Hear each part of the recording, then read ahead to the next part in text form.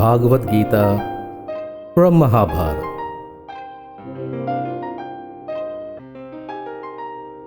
One of the greatest epics ever produced.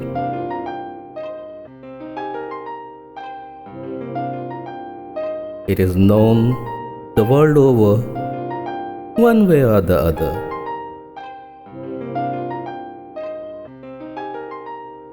It is regarded as holy, not only by the people of the Hindu faith, but also by those who represents different faiths but are devoted to the worship of Lord Krishna.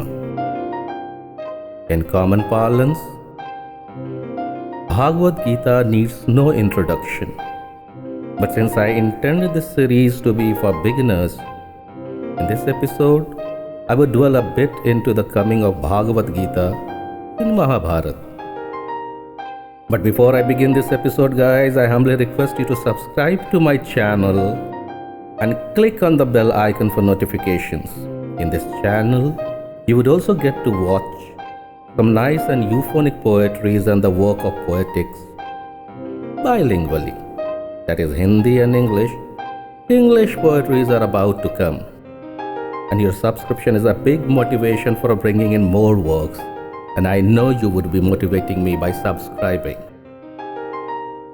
Talking of poetics, Mahabharata and Ramayana are the epitome of the works of poetics. These are equally potent, whether being recited or played as dramatics. Since we are here for beginner's level, this is the most basic of the introduction to the art and science of poetics, which in itself is a huge subject, also known as Kavya Shastra. Gita, or Bhagavad Gita as we know it, was originally not written in the way we find it and read it today. The 700 shlokas of Gita has been identified from the voluminous Mahabharata by the scholars and compiled in one place. The Mahabharata is ascribed to Maharshi Vyas. We all know it. The bulk of Mahabharata that we have today is considered to be compiled between the 3rd century BCE and the 3rd century CE, with the oldest preserved parts not much older than around 400 BCE. It is argued that the text probably reached its final form by the early Gupta period, that is around 4th century CE, as we do not have found to date any other text earlier to this period.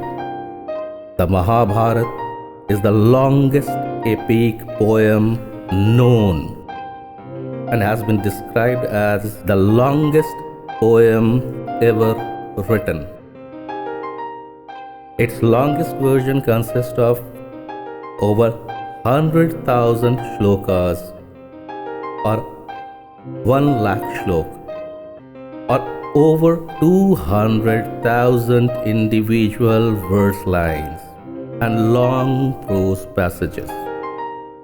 At about 1.8 million words in total, the Mahabharata is roughly 4 times the length of the Ramayana. We can imagine the humongous efforts of the scholars going through each verse, understanding them, and then bringing out 700 specific shloka to be arranged sequentially for Gita to be presented to the commoners.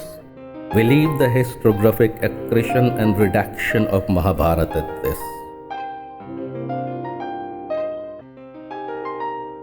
The 700 words Gita is part of Bhishma Parva. The Bhishma Parva is the 6th of 18 Parva of Mahabharata. Bhishma Parva traditionally has 4 sub-Parva and 122 chapters. By Parva, we can mean book. Bhishma Parva describes the first 10 days of the 18-day Kurukshetra war and its consequences. It recites the story of Bhishma, the commander-in-chief of the Kaurav armies, who was fatally injured and can no longer lead as the commander, and so is named Bhishma Parva, or the book of Bhishma. Bhishma, we all know, is nicknamed Pitama, which means the grandfather. Chapters 23 through 40 of Bhishma Parva presents the dialogue between Arjuna and Krishna. In the dialogues, Krishna starts with the foundation of Sankhya philosophy, the subject matter of which is the mystery of knowing self. Krishna then moves on to present the summary of a yoga philosophy, the subject matter of which is the mystery of living in self as a free and liberated person. According to Gambhiranand, the older manuscripts may have had 745 verses, though he agrees that 700 verses are the generally accepted historic standard. Gambhiranand's view is supported by a few versions of chapter 6.43 of the Mahabharata. These versions state the Gita is a text where Keshav spoke 620 shlokas, Arjun 57, Sanjay 67, and Dhritarashtra 1. This states the religious studies and Gita exegesis scholar Robert Minor. This adds to 745 verses. An authentic manuscript of Gita with 745 verses has not been found. Adi Guru Shankaracharya, in his 8th century commentary, explicitly states that the Gita has 700 verses, which was likely a deliberate declaration to prevent further insertions and changes to the Gita. Adi Guru Shankaracharya commentary on Bhagavad Gita has aroused heated controversy among commentators, interpreters, and thinkers all over the world. After long fought battles among them, there is consensus among scholars today that the text of Bhagavad Gita, which has been fixed by Adi Guru Shankara as of 700 shlokas, is a unitary work. We all know how revered Shankaracharya is among Indian as well as the world over. Shri Bala Gangadhar Tilak considers Shankaracharya as extraordinary scholar and sage, and he refers to him as Mahatattvagyani. There have been innumerable commentaries on Gita and are still counting. The commentaries of Adi Guru Shankaracharya and Shri Bal Gangadhar Tilak are considered milestones by the commentators, interpreters, and thinkers the world over.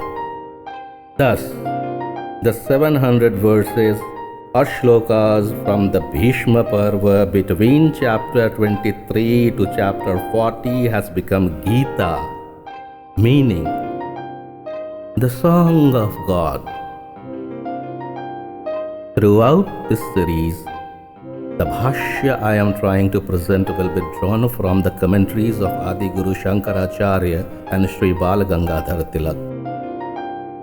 So stay tuned, subscribe to my channel, click on the bell icon for notification, and I will join you shortly in the next episode where I will be talking about the first shloka and in its reference a few basics of poetics.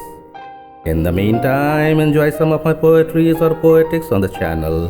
Click on the card links to watch a few or surf for your likings and leave me with your comments and suggestions. See you in the next episode.